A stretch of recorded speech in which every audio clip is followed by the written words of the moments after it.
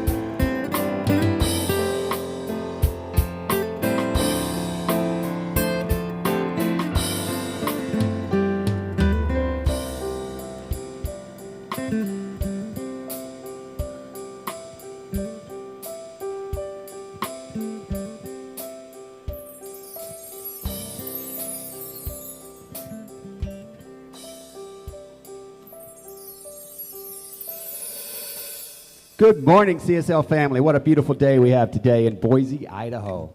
Nice cool breeze, sunny blue skies. It's fantastic.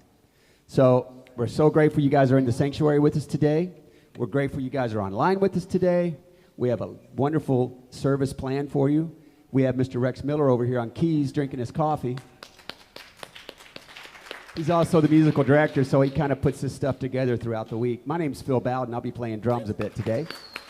Thank you. And most importantly, look who we have back, Miss Blazing Kelly. How awesome is that, huh? So let's get started. Ready? 1, 2, 3, 4.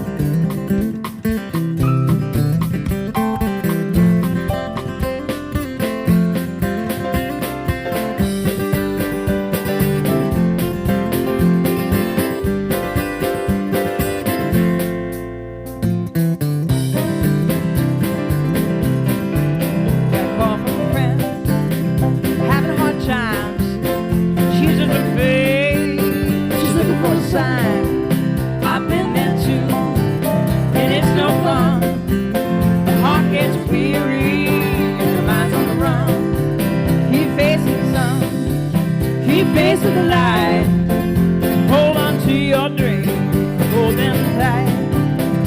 Here comes a strong wind and it's like a broke fight. Keep facing the sunshine with all your might. Darkness pulls, can take us off path, can ruin a good love that was meant to last. Don't listen to the doubt, don't listen to the mind. Keep your heart walking down a narrow line. Keep facing the sun, keep facing the light. Hold on to your dream, hold them tight. Here comes a strong wind, and it's looking for a fight. Keep facing the sunshine with all your might. Keep facing the sun, keep facing the light. Hold on to your dream, hold them tight.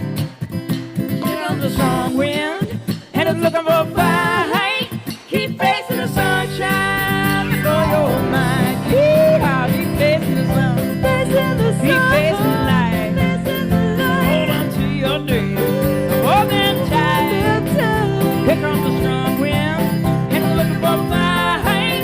Keep facing the sunshine with all your might. Keep facing the sunshine with all your might.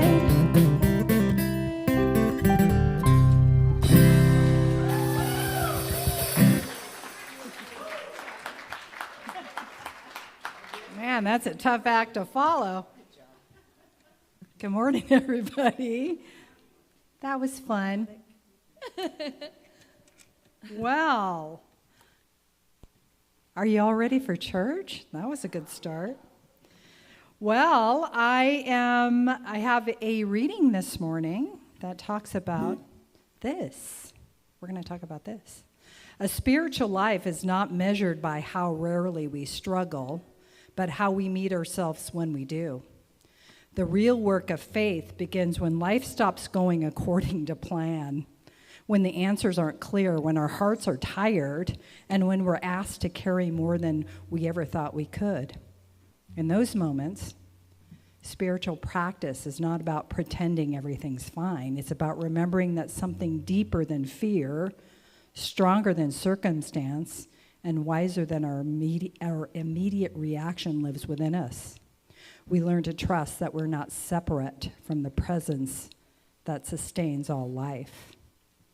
We pause, breathe, and listen for the truth beneath the noise.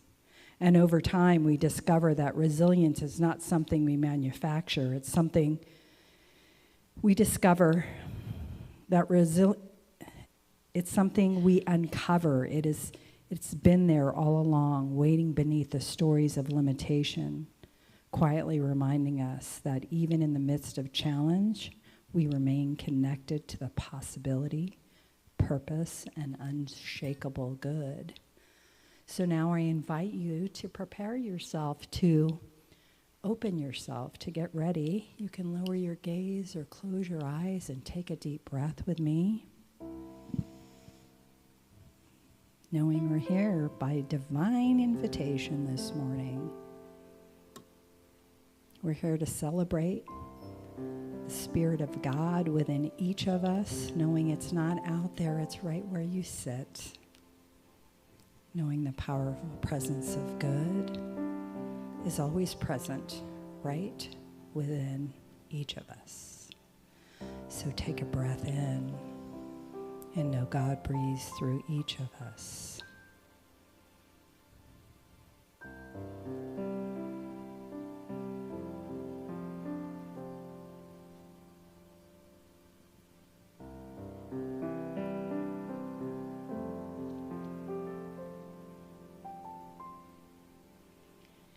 It is my honor to introduce Gary Nelson, who will light the world religion candles from the Christ candle. In religious science, we perform this ceremony to acknowledge that all people and all faiths come from the one great universal presence, which we call Spirit. In lighting these candles, we honor the one family of humanity, made up over 4,000 religions and spiritual traditions throughout the world.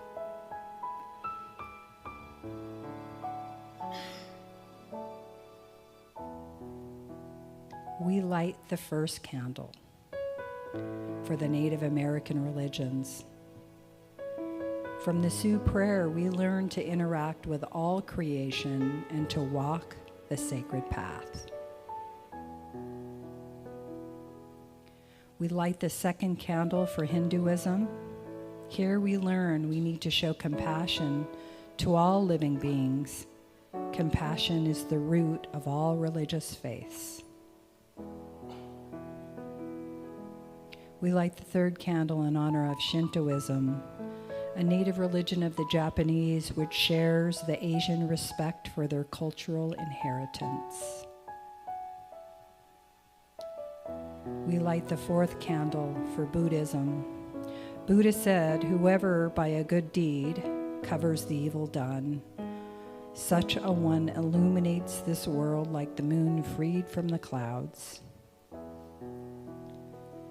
The fifth and final candle honors New Thought.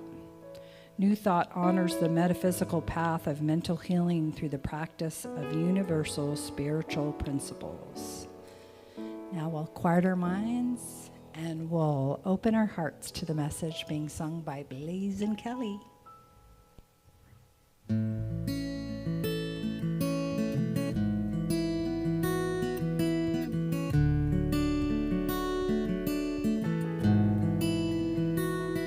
Feel this wind blow, scatters all the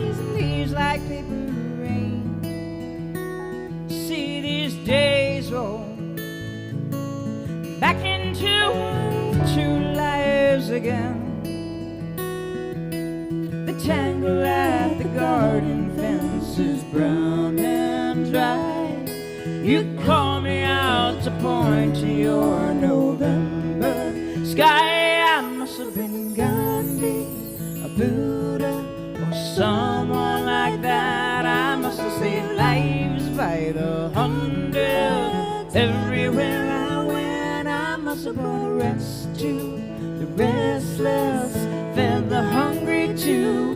Must have done something great to get to have you.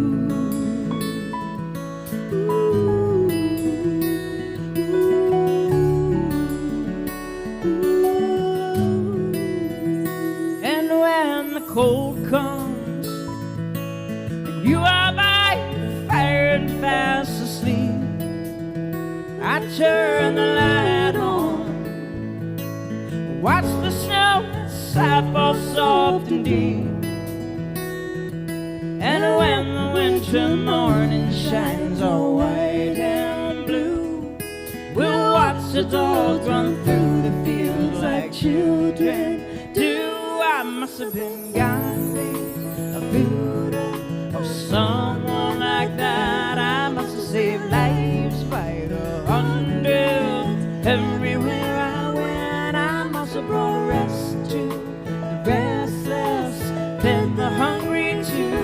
Must have done something great to get to have you. Ooh.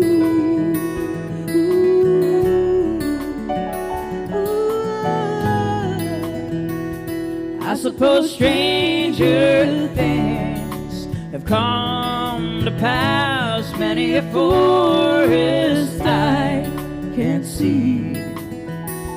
I was so down and lost and fading fast. How did you find your way to me? Oh, I must have been Gandhi, a Buddha, or someone like that. I must have saved lives by the hundred.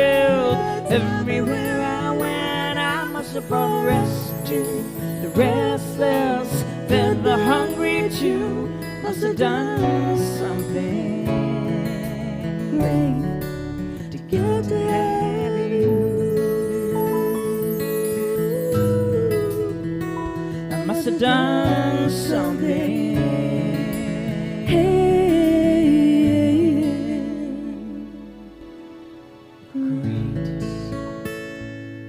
Please join me in prayer.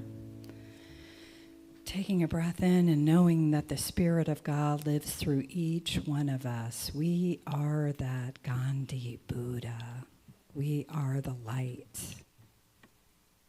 There is a higher self that guides and guards the way. We're so grateful for that. We're so grateful knowing that we live beyond circumstance. We live beyond challenges, that there's more to us than we know. There's more. So this morning, we gratefully just breathe that in and let that be. Let that settle in. Let it settle into yourselves. We say a special word for our Reverend Jackie this morning, that she's done her work knowing she's coming up here this morning, and let God shine the light through her talk, that we're open and receptive, that it falls on fertile ground. So for this and so much more, together we say, Amen, Amen. Aho, Aho. Namaste, Namaste. and so it is. So it is. And our beautiful friends, Blaze and Kelly. Thank you. Here's a brand new song called The Song of Your Life.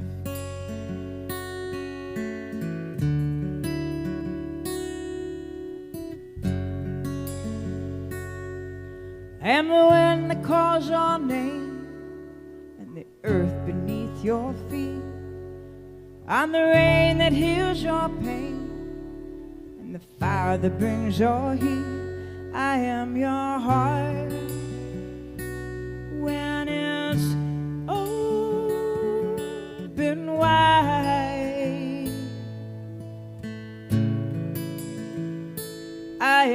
soul, reminding you not to hide.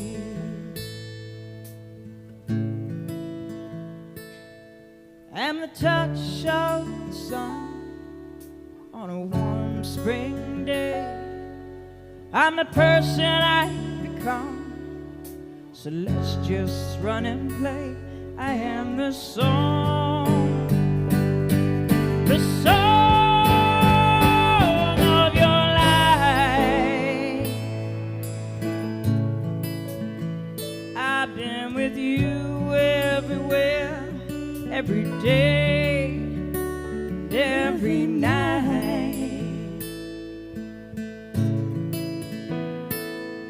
So walk to the river and throw all your stones. May these words deliver a message to your bones. You are a child, dear one, and you're never alone.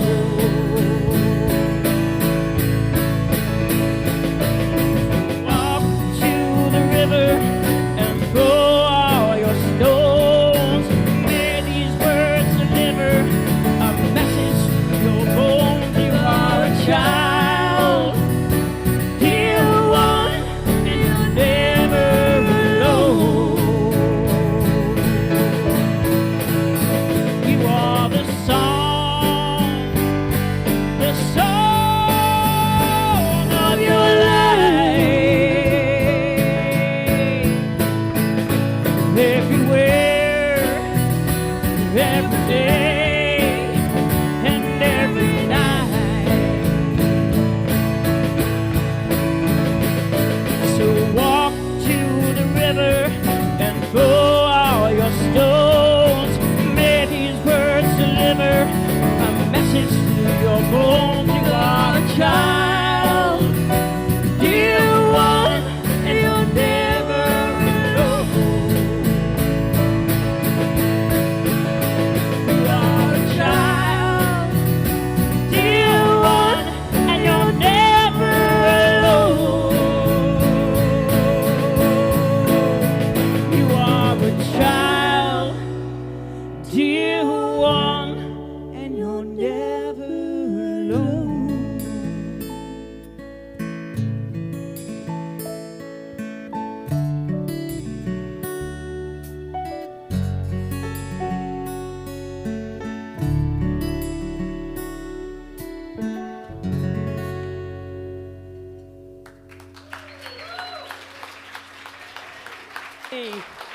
Blaze and Kelly, ladies and gentlemen. Blaze and Kelly. Woo!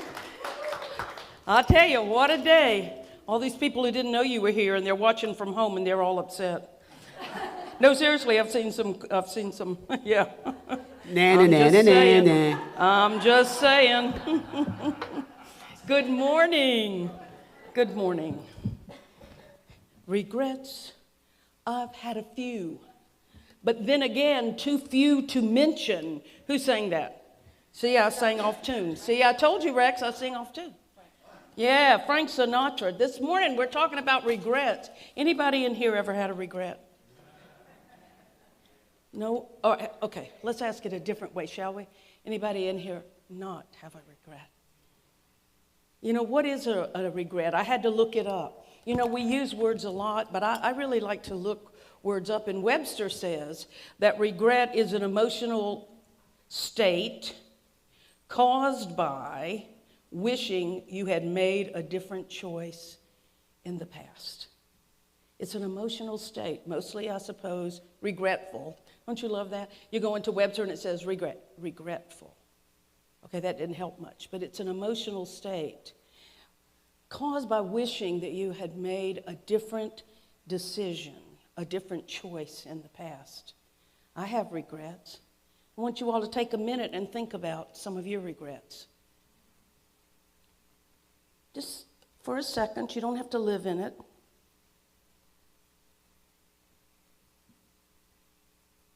I have so many regrets. I was thinking about it this morning. I regret that I wasn't tougher on my dog Braxy. because she steals my shoes. Still. She steals my shoes. And here's an interesting thing to tell y'all. She only takes the left shoe.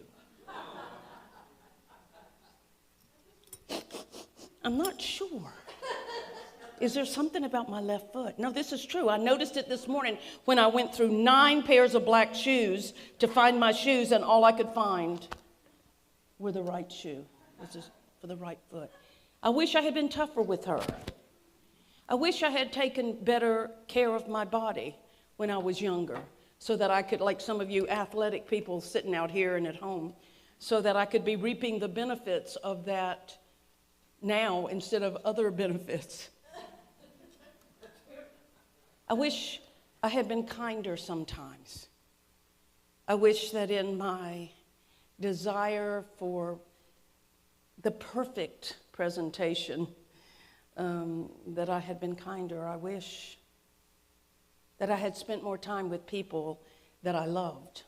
I wish I had told people that I loved them more. I have one regret. Those are silly regrets.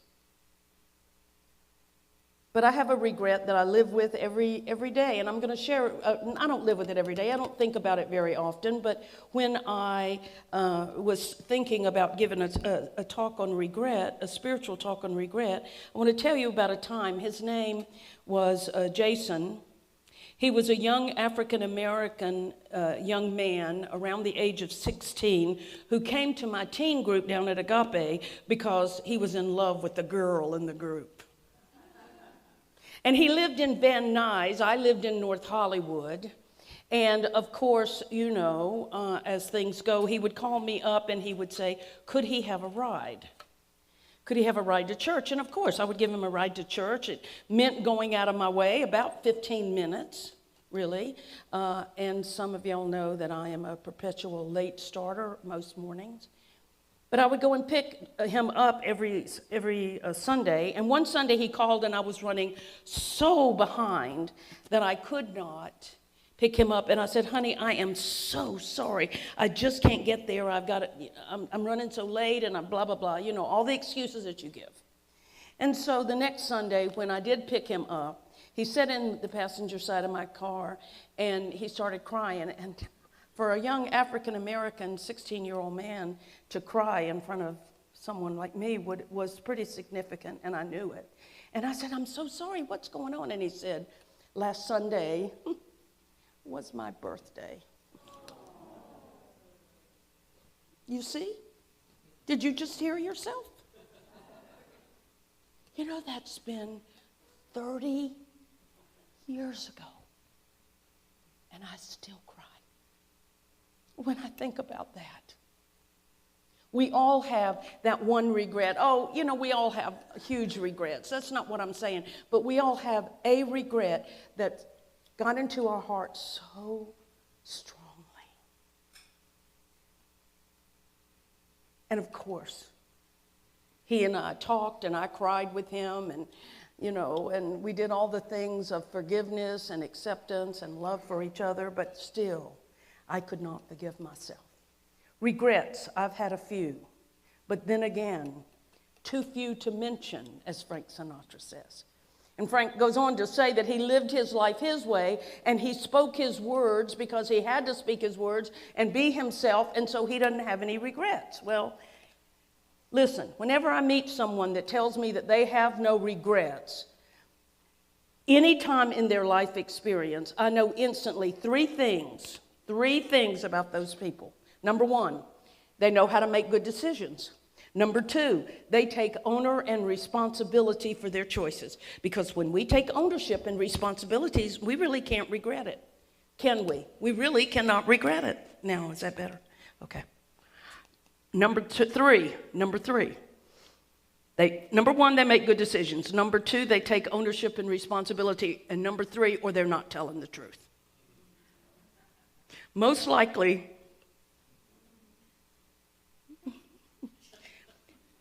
but what about those of us who do have regrets? I regret every phone call I didn't make that I should have made. I regret every time I criticize. But if we lived in our regrets, what kind of life would we have? What does no regrets really mean? Is there anybody in this world that has never taken a veer off their path, that has never made a bad choice? Probably not. And if you are that person, then you need to write something called Bible 2 or 3 or whatever it is, because even the master teacher, Jesus himself, the model himself, talked about mistakes. What is a mistake that we make? It's a mistake. That's all it is. We have mistaken something. Erroneously taken the wrong path, erroneously said the wrong word, erroneously did the wrong thing. Now, there's a difference in intent. If one intends to do, I'm not talking to individuals in this room who do things with intent to hurt, and I know that there's no one in this room that has ever done that, never in your life. But everybody in this world has chosen an action that did not work out. I'm certain of it. Shouldn't we regret those potholes in the path of life? After all, those potholes and mistakes caused us a lot of pain, caused us money, caused us a broken heart, and sometimes, most often, my experience is it causes all three: pain, money, and a broken heart. But why? Why should we regret our regrets? Should we really? Should we really? And I'm going to say no. Even though I just told you the deepest, I'm sure you're saying to yourself, surely, Jackie, there was something more important in your life that happened other than a 16-year-old boy that you didn't pick him up for his birthday.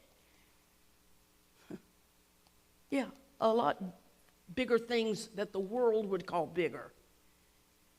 It doesn't make the regret any less. But I want to say, should we regret our regrets?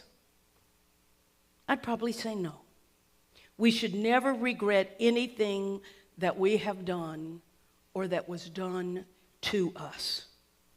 But that doesn't mean that we approve of every word, action, everything that we have done, any hurt that we have done. That doesn't mean that we approve of every choice that we made. It doesn't mean that we should do it again. No, it means we shouldn't regret it, but we should, what am I going to say? Because this is a religious science church, and I know I got to force this down your throat till you're sick of hearing it. You got to learn from it. One time, one person came to me for counseling, and she said, I'm so tired of learning. Can I just stop? I said, are you dead? She said, well, no. And I said, no, you can't stop learning. We learn as much or more from our failures, from the unpleasant events, for the things that we have done that we regret. We learn more from that than we do from the things that worked out well, that served us and aided our soul's evolution, I'm telling you. I mean, what we're not seeing is that the things that we, quote, regret served our soul journey just as much as the things that worked out for us, perhaps even more. Do you think that I ever let another teenager down in my life? Right, Lisa? I'm telling you, it's hard. It's hard. But we learn. We learn. To regret is to spend way too much time in the past. And in religious science, you know, I say this every time I talk about this. If I gave you $1 million, what could you change about one thing that just happened 30 seconds ago? Nothing. There's not enough money, there's not enough time, there's not enough effort, there's not enough anything to change 1 second ago. But all we can do is change moving forward. I say it every week. Look, the past is dead. It really is dead. It's over. We cannot change it. We can only change moving forward. But you know, you all know a lot of people who have spent their lives in regret, and they end up like that high school quarterback. You all know that high school quarterback who never made it in college or the pros. And so he goes home, usually selling cars, and every Saturday or Sunday night, he's at the bar talking about his glory days as a quarterback. You all know those people. And he retells it over and over, the touchdown that he threw that clinched that state championship 25 years ago, over and over.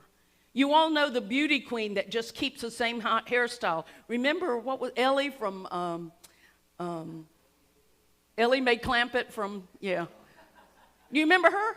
I saw a photograph of that woman at 85 with the same haircut, the same hairstyle. I'm not lying, that Ellie Mae Clampett had when she was like 20. Actually, I've got some people in my family that do the same thing, so hey. My beauty queen sisters. But anyway, listen. The quarterback buddies are really happy to listen to his stories as long as he's buying the booze. But really, secretly, they are feeling sorry for this guy. Because in their hearts, they knew that their great friend, this person that they love, had never learned to move on.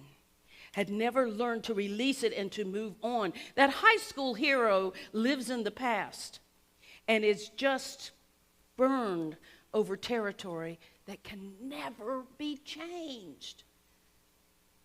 Oh, I regret so many things in my life, but I can't change any of them. And so I say to myself, Jackie, self, if you really regretted something that much, then you'd make a change based on that regret.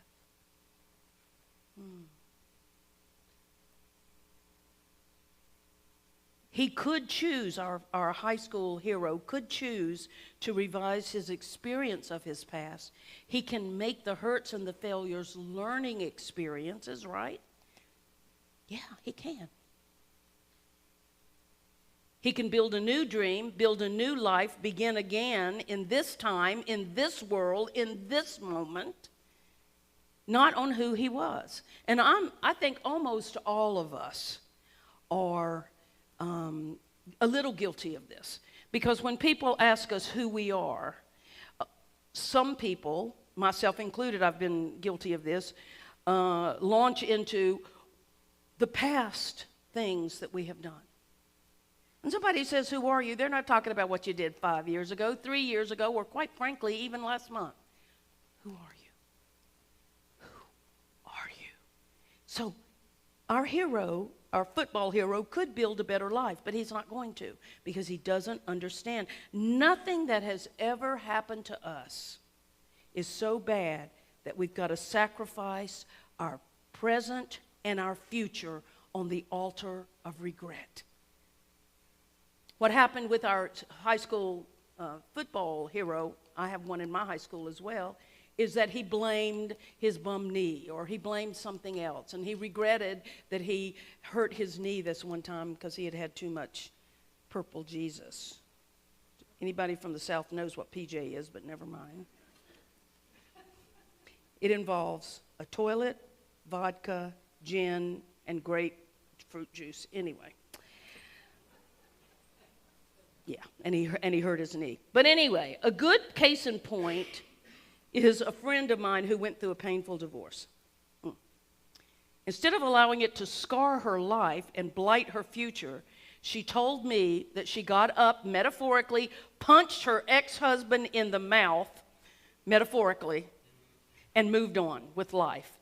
And she never revisited it again. Well, I've been divorced, and I wish I could say that I could do that. I didn't. I lived in a lot of regret for a long time. Long time. Yeah.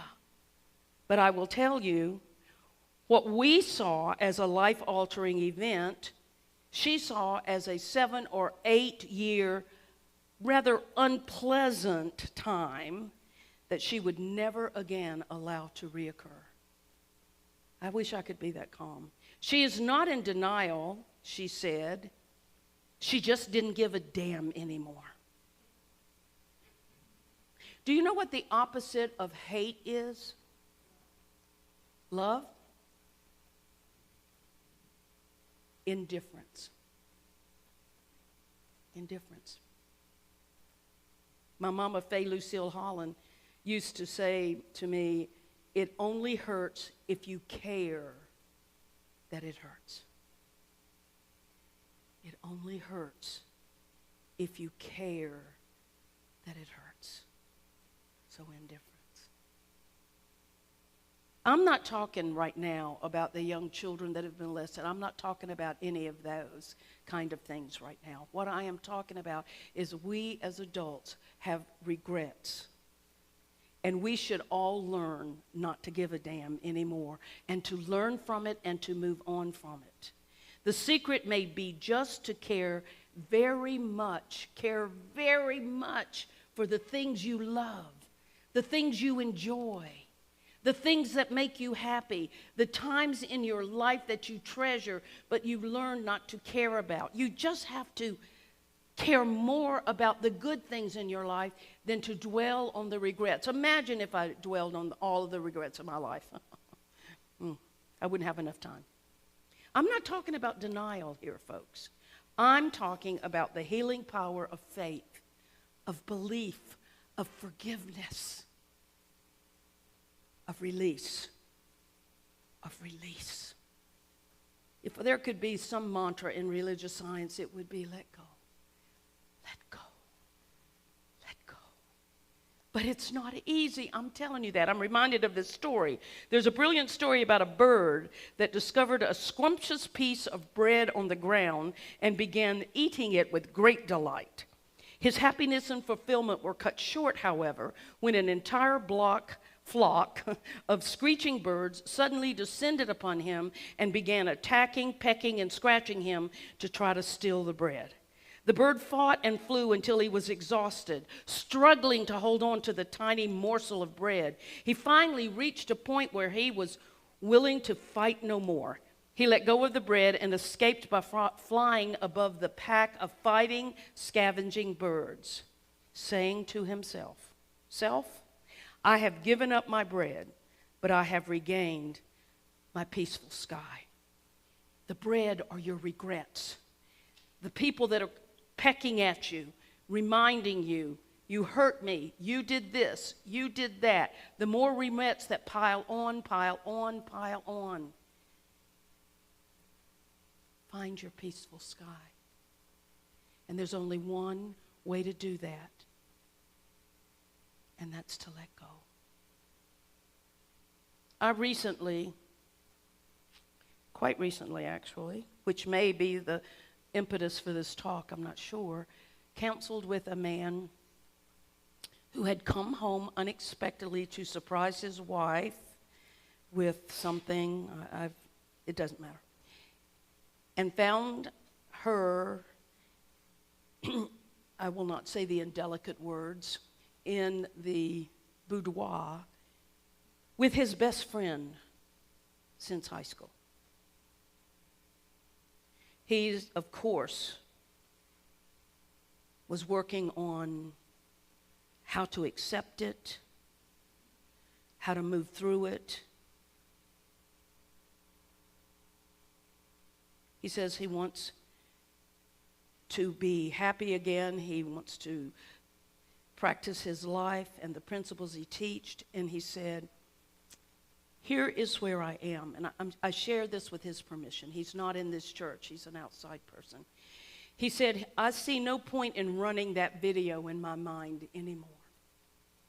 I see no point in running that video in my mind.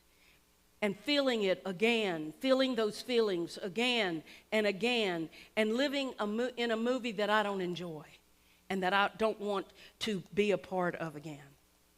He told me he made the decision within minutes of the incident that we're talking about.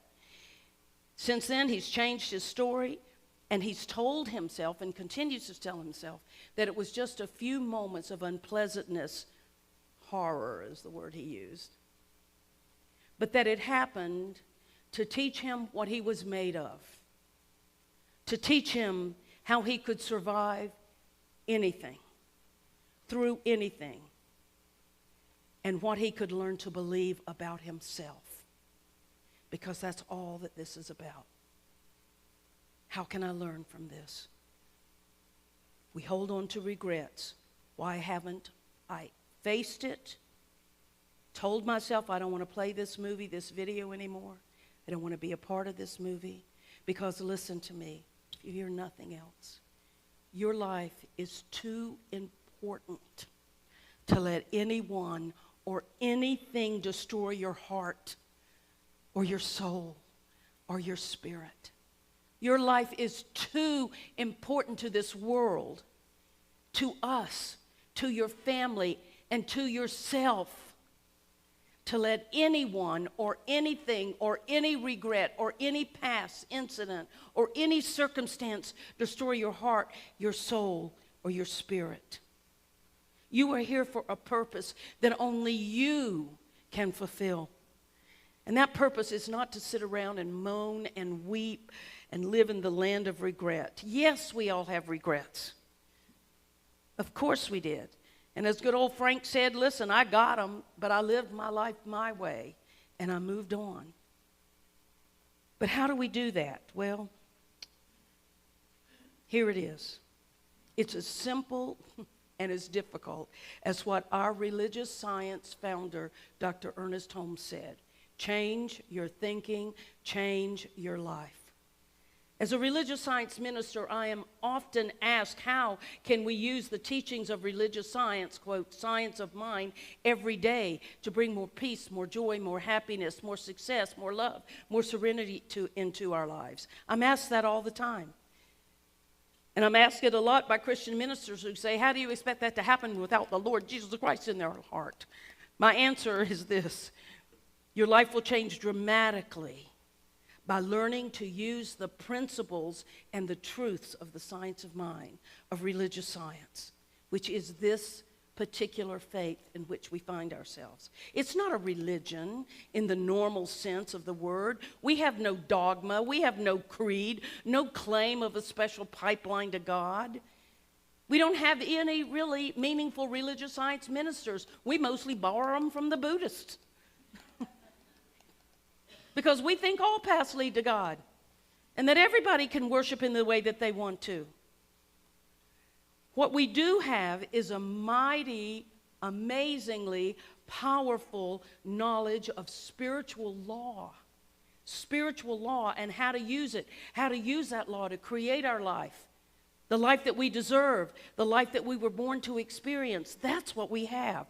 That is why you're sitting in this seat. That is why you come online every week to listen, because we don't have so much that other people want in their lives. We don't have the little boxes that give you your answers and tell you have to stand there. But here's what we tell you. We tell you that the law which governs the universe is all you need to understand. Not all you need to understand, but is the most important thing to understand.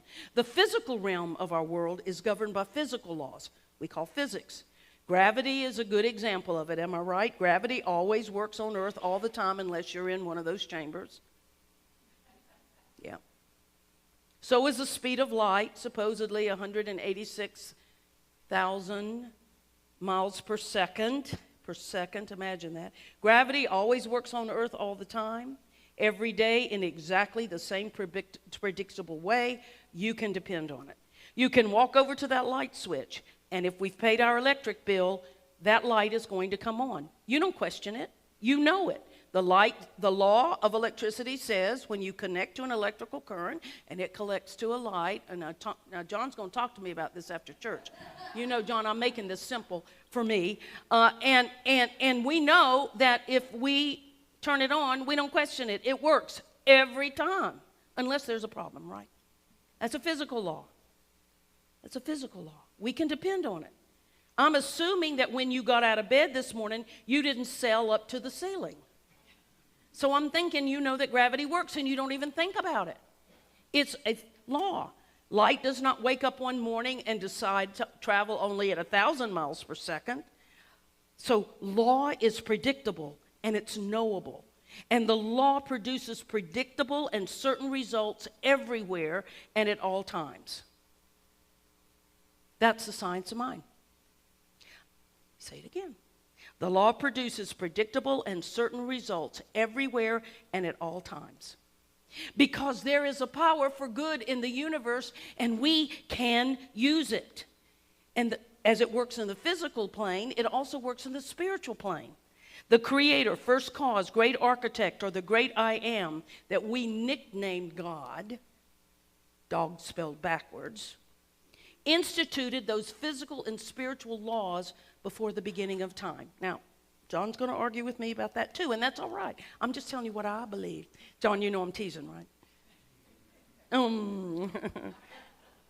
We believe that the universe is not governed by some caprice of a parent God.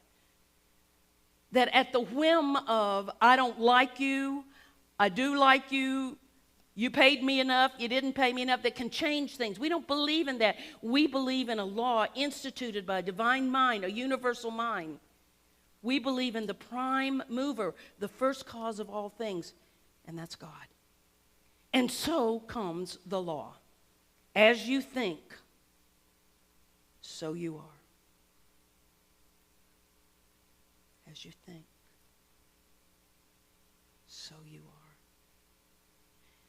And I'm not talking about those cute little thoughts that you tell yourself because you know you're supposed to.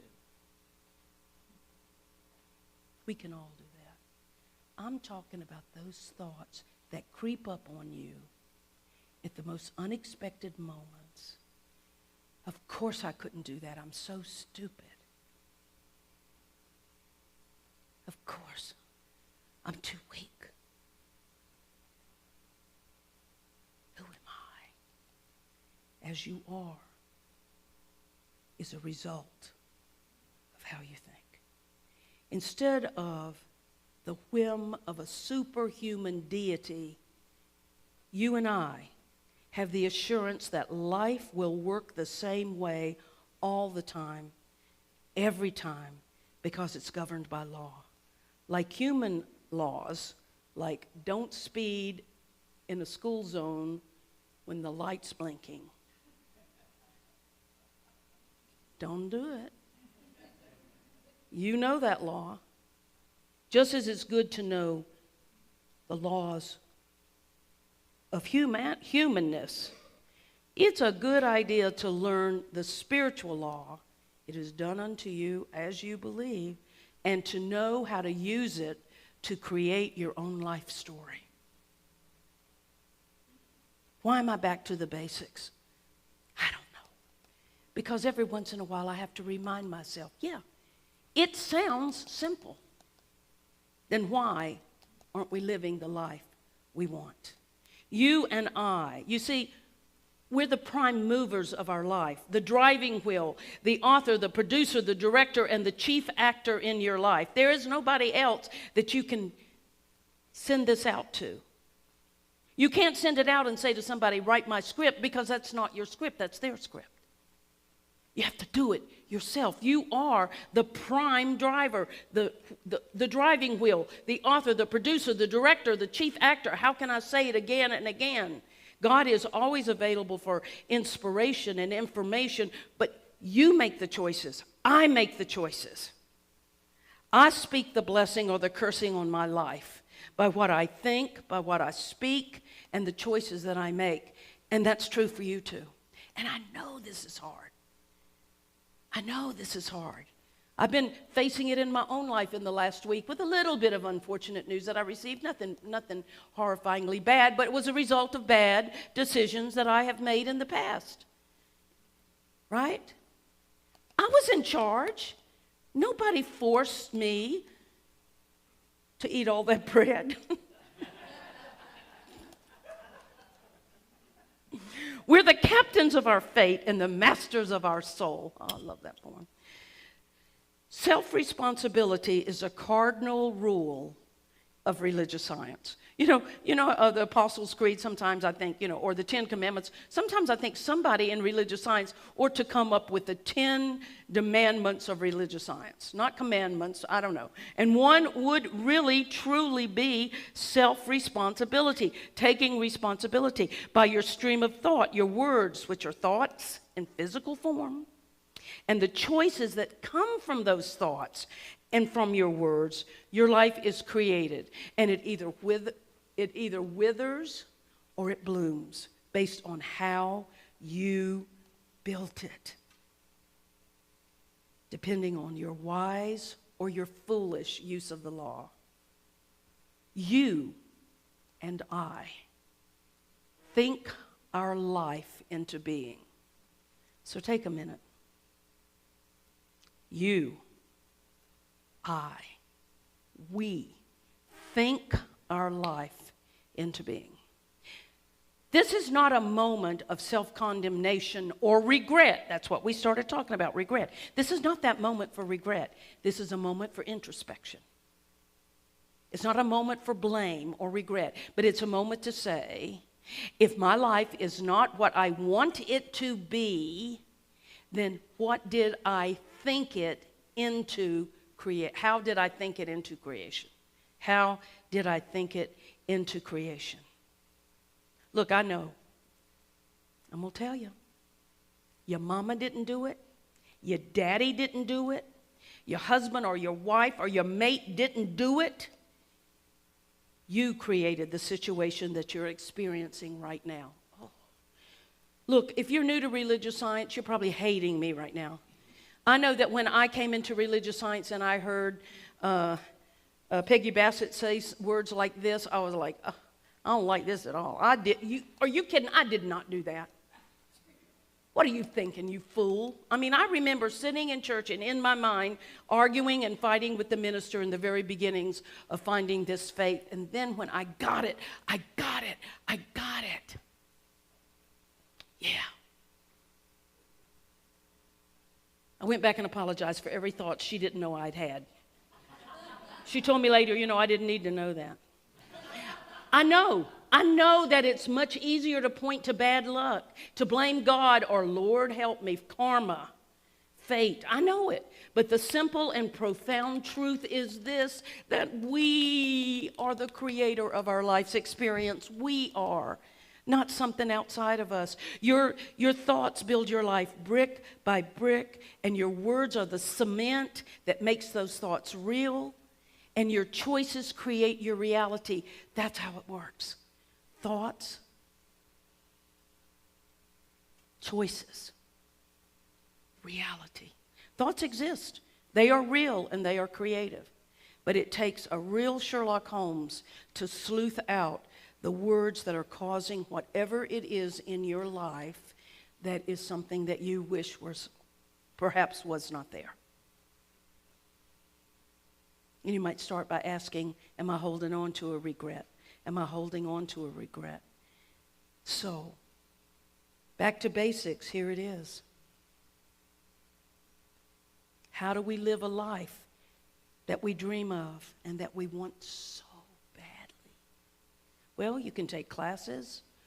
You can speak about only what you want in your life and stop talking about what is in your life that's negative, because what we focus on comes to us. Remember, your words and thoughts are the creators of your experience. They have immense power, immense power. It has been said that you don't always get what you want, but you always get what you expect. Expect the good. Experience the good. Expect to be loved. Expect to be affluent. Expect to be healthy. Expect to be filled with joy. Expect to be living in the goodness and the joyfulness and the richness of life itself. Expect that. See it in your mind. Live it. Believe it. Surround yourself with people. Every musician can tell you that to be better musicians, they study other musicians. They surround themselves with musicians that are of high caliber. Yes. Yes. Live in the end. What am I talking about? Live in the end. This means live as if it's already yours, because it is. Now, I'm not saying, like some religious science, crazy. We say, okay, live in the end. What you're praying for and what you're accepting here is abundance and prosperity. And then we go on to say, and act as if you already have it. I'm not talking about writing a check for money that's not in your bank account. That's not the kind of living that I'm talking about. I'm talking about mental living, emotional living, seeing everything in your life that is about. I once had a friend, a religious science practitioner, Ramona I Am was her name. I've told this story, I think, in this church. And we were teaching Science of Mind 1 down at Agape, and I was the lead teacher, and I happened to pass her little pod, and I heard her saying, oh, it doesn't matter. I write checks all the time knowing I don't have money in my account. And the money always shows up. So I stopped at her pod, and I said, I'm not sure that that's exactly what we want our students to walk away with today. And she said, but it always shows up. And it did for her. Because she expected it. And she believed it. Speak only what you're willing to have in your life. Think only about the things that make you smile, that bring joy to you and to everything around you. Listen, I'm not talking about denial here about what's happening in our world, but I am talking about taking a break from all of this, not having regrets, taking some time, not to think about the stuff that's wrong, not to think about the negativity, not trying to change our past. When you think or talk about those things, listen, you give something birth, you birth something new in you that you don't want. Every time we talk about something negative in our past, something destructive, we birth something new in ourselves. And you don't want that. That's reliving the experience. That's living in regret. So only give birth to what you love. Only think of what you love. Right now, I want you all not to think about regrets, but to think about the most joyful, amazingly wonderful love in your life. As Blaze and Kelly come up to sing a song about regret. It's not really, but it is.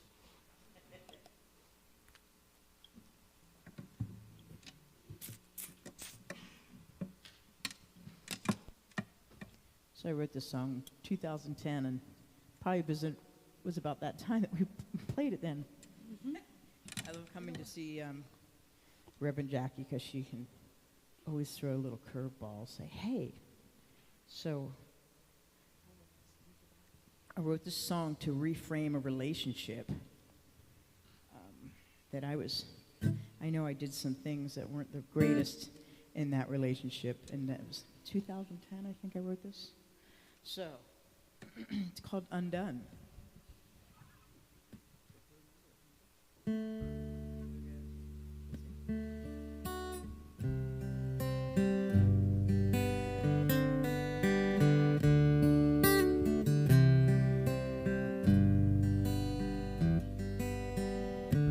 Been a long time since I talked to you, and all the hell is over that we've been through. You see me in a different light, and I know you by a different name.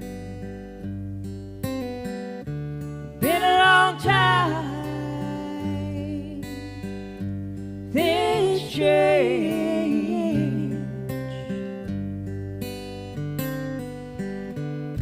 I got a new life now, and we're both doing fine. Us being together wasn't a waste of time. Both the bridge each other crossed, recover our pieces we somehow lost.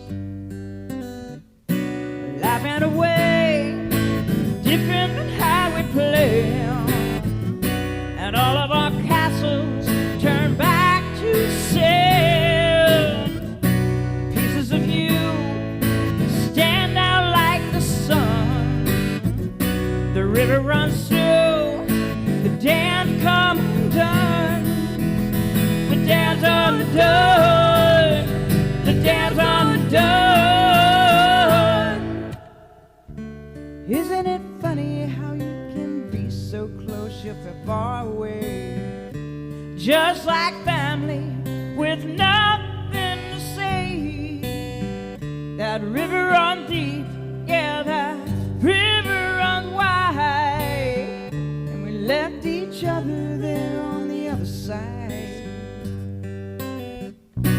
life ran away, so different than how we play. And all of our castles turned back to sand.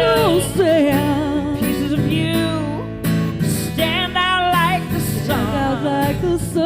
The river runs so the dams come done. The dams are done. The dams are done. Woo.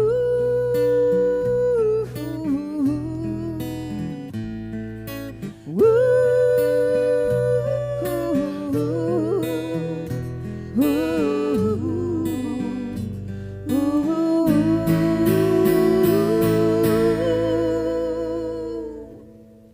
Stranger things can change when you walk away. And all those black and white hats drift to shades of gray. And what mattered once has drifted out to sea. Leaving questions like, did you ever love me?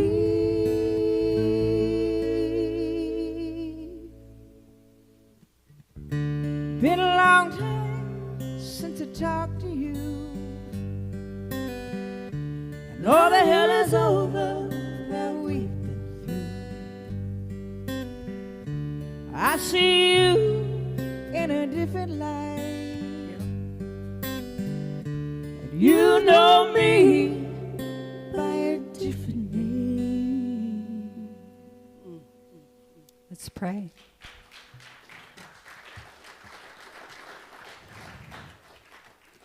Take a breath in and know with me God is present here with each of us. Regrets call for surrender. A teacher I know with a red jacket back here. What's underneath the regret? What's underneath? What's the spiritual message? What's calling forth in your life? That's the message. That's the prayer.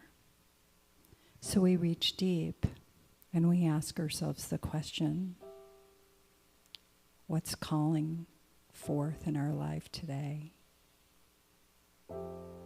What's that regret what's seeking to be brought forth in you? This is the question for all the things that we're challenged with. Circumstance doesn't keep us down. It asks us to grow. Sorrow, pain, resistance, addictions, things that keep us down. It's what's seeking to emerge through each of us. That's the prayer. That's the work. That's the practice. We're not those negative things that we think in our head. We're not the doubts and worries and fears. We're not the scary things that are going to happen. We're the strength, the resilience, the faith and trust that there's something more that needs to come through each of us. There's things that are going on in the world that are hard. Peace starts right where I am. Connection starts right where I am. It starts right where we are. So I give great gratitude, such thanks for knowing this, for the teachers, for the circumstance, for the hard things, and for the good things that show me where the growth has come. I give so much thanks for God in me, for taking responsibility, and for embracing and embodying the God in me that brings forth the greater good despite the hard things. This is our philosophy, and this is our life. Clarity and wisdom are at hand, and when we look deeply and practice, the beauty that it brings. So grateful for this and so much more. And so it is.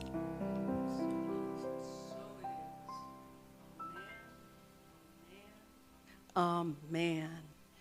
Oh, there are so many people we're remembering in our prayers right now. Glad to have JJ back with us after her little bout. So happy to have her home. We are holding the family of Beatrice Carroll in our prayers. Beatrice made her transition 2 weeks ago. Her memorial service is next Sunday at 2 o'clock.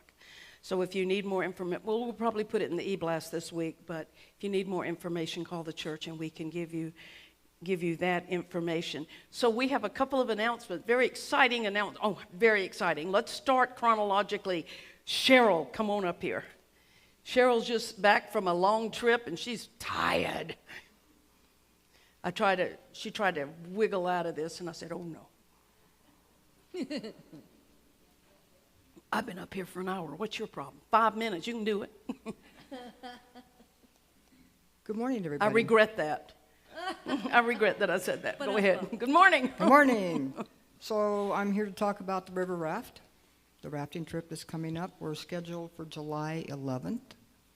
I have a sign-up list. I have about 15 people. I would need 50% of the cost by hopefully June 14th, June 20th at the latest, because we have to have half down or they won't hold the raft for us. So half by June 14th, and the balance is due by June 27th. So I wanted to let you know that. If you have any questions or need to add people or change your mind, give me a call at 208-861-1731, and I'll make sure that we make the updates. I'm looking forward to it. I love the raft. It's a beautiful, beautiful trip. So please, if you can, join us. So Cheryl, may I ask a couple of questions? Now, we're not talking about the Boise River flow. No. What are we talking here? We're talking about the Pocatello River that runs from the canyon. So if you go in like above Banks, if you think about that area below Banks, it's nice and wide and calm and peaceful. But no 5 rapids, no 3 rapids? No. Jackie wants to do the canyon run, which I explained to her was a no. It's class 4 and above. You have to paddle. You don't have a nice oarman doing it for you. This one is nice. You're in a raft. The oarman does the guiding. You get to sit and enjoy the scenery. You're going to get a little bit wet. Oh, yeah. And the river's cold. So, but they will provide life jackets. And it's going to be a fun time. So it's really 5 years old and above. 5 and above. And really, it's not that. It's going to be a little bit of... Yeah, a little bit. Yeah, not this, okay?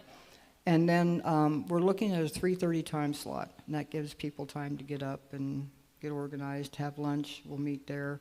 I'll send out more information once I get a final count, so. And we can carpool from here, right? For people who want to. Yeah, it would be easiest if, because you drive up your own car. If we want to get 4 people to a car or 5, that would be great. It saves on nerves. It's going to be a lot of fun. Who wants It'll to be do great. this? So, yeah, this one's going. I'm going. So, I love to river raft. I love to river raft. Let's thank Cheryl for putting this together for us. Okay, so that's June the 11th. That's Saturday, June the 11th, and I want to tell you about... July 11th. I'm sorry, July. So we're not doing this chronologically, sorry. June the 26th through the 28th, check your e-blast. There's a lovely, check your e-blast this week because it'll be in it, or my Facebook. We have a world-renowned drum maker and drum circle leader coming to Boise, and he's going to be here at church on Friday night, Saturday, and he's going to do some stuff with us on Sunday. So if you've ever wanted to make your own drum or not, it's okay. He's going to be doing a workshop on drumming and the spirituality of drumming. It's going to be an amazing day. And that's June 26th through the 28th. Then in July, we're trying to do something every month this summer to kind of get us together out of the ordinary Sunday, you know. I'm excited about both of these events, frankly. The drumming event is going to be something like you've never seen. It'll be different than what you at Cosmic Drumming are used to. He shows the different styles of drumming, including African and other styles of drumming, so you'll enjoy that.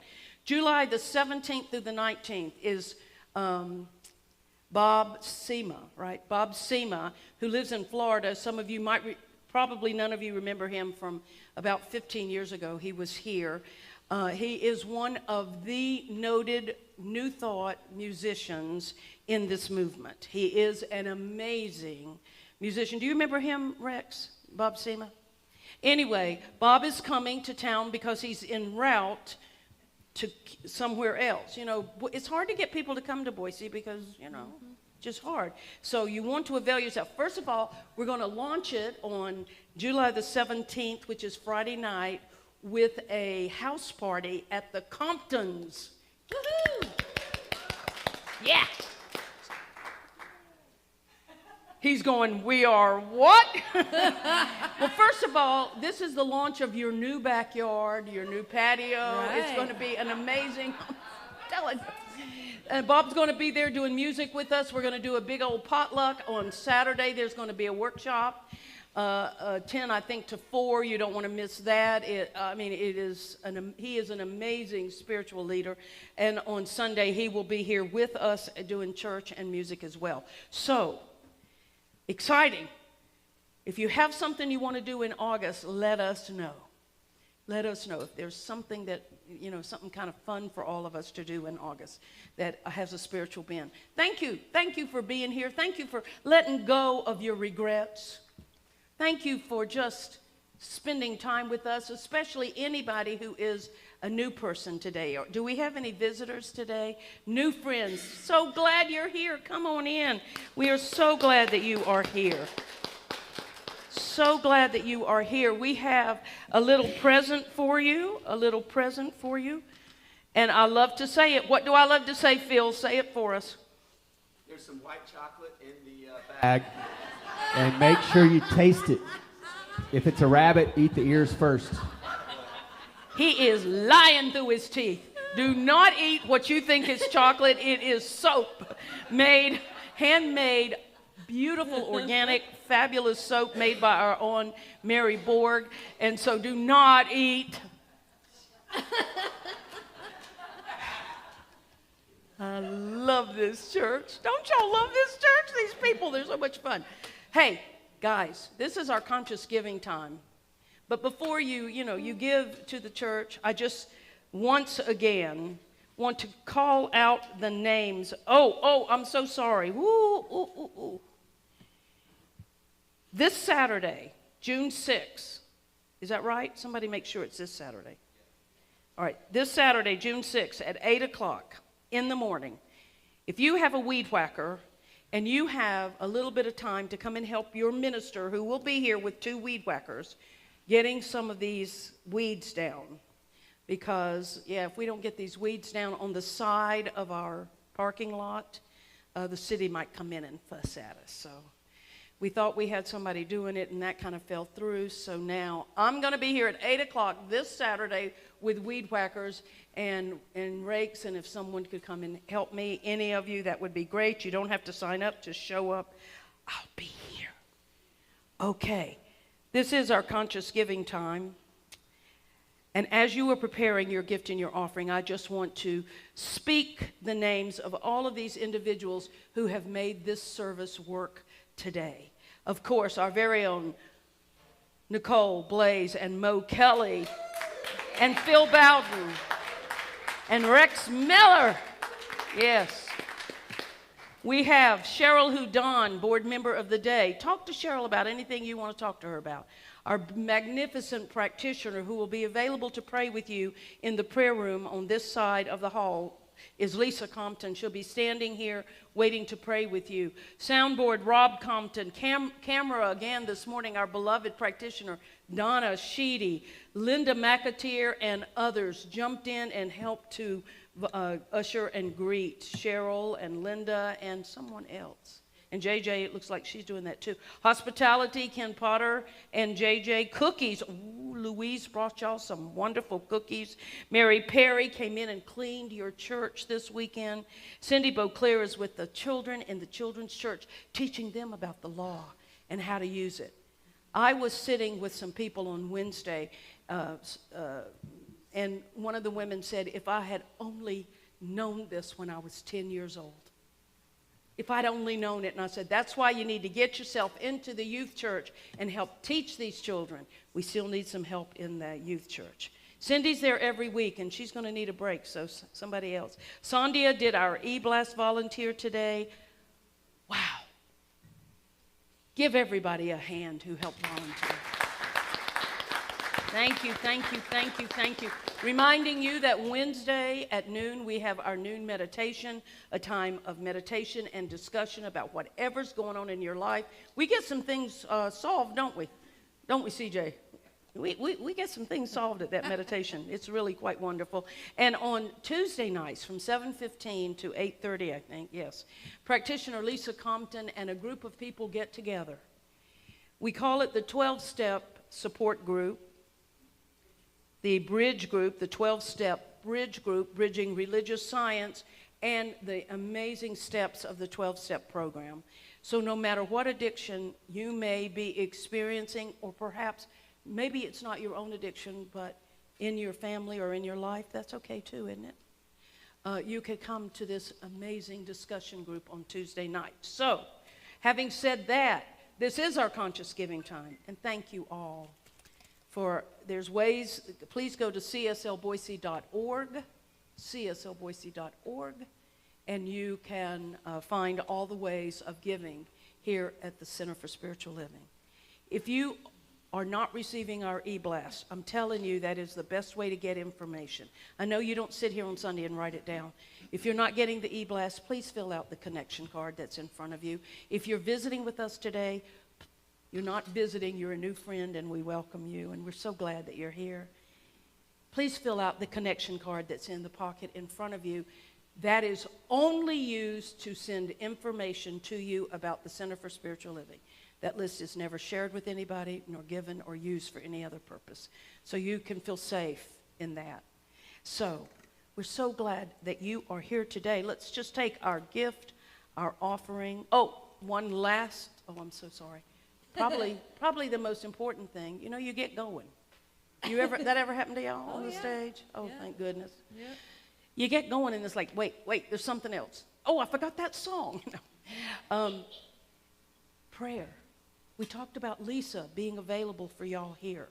But for those of you who are at home, you can send your prayer requests in to prayers@cslboise.org. prayers@cslboise.org. For those of you in the sanctuary, you can fill out a prayer request for yourself or for someone that you're holding in prayer that you want us to pray for you. I tell you, it is a blessing. It is an honor to get to pray with you guys. So thank you, thank you, thank you. Fill out that prayer request and put it in the offering basket or in the prayer box in the lobby or hand it to one of us. So thank you for being here. Let's just take our gift, our offering in our hands, knowing that this represents the law.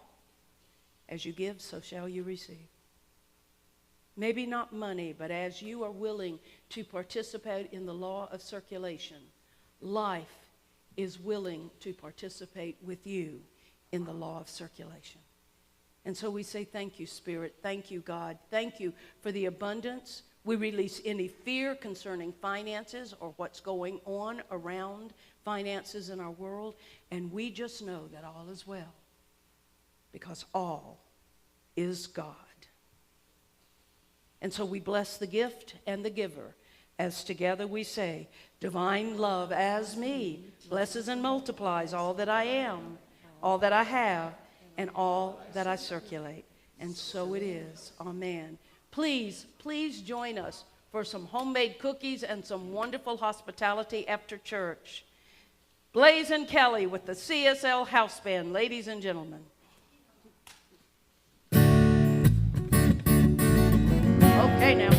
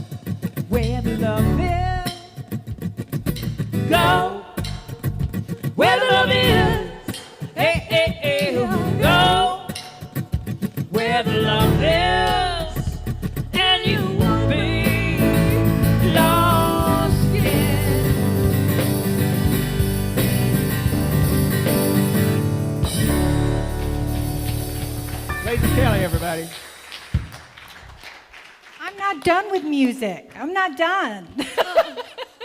Please stand and receive your blessing. Go be the love. Go be the love. Have a great day.